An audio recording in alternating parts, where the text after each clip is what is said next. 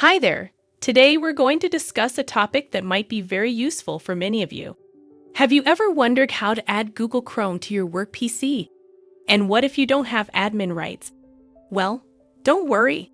We're going to walk through this process together, and by the end of this video, you'll know exactly how to do it. First off, let's talk about why you might want to add Google Chrome to your work PC. Maybe your current browser isn't quite cutting it for you. Maybe you're just more comfortable using Chrome.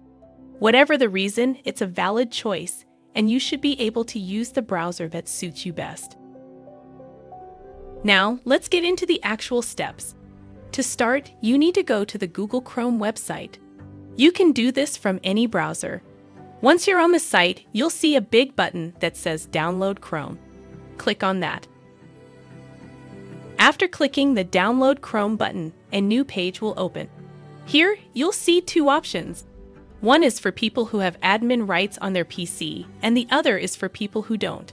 Since we're talking about adding Chrome to a work PC without admin rights, you'll want to choose the second option.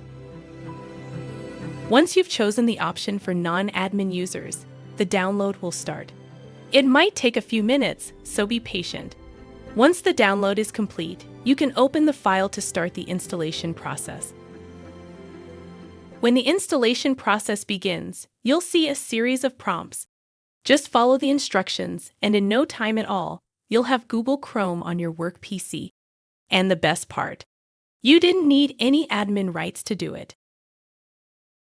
And there you have it.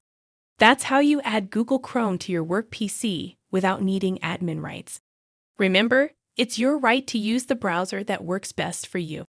So don't let a lack of admin rights stop you from using Google Chrome. Thanks for watching and happy browsing!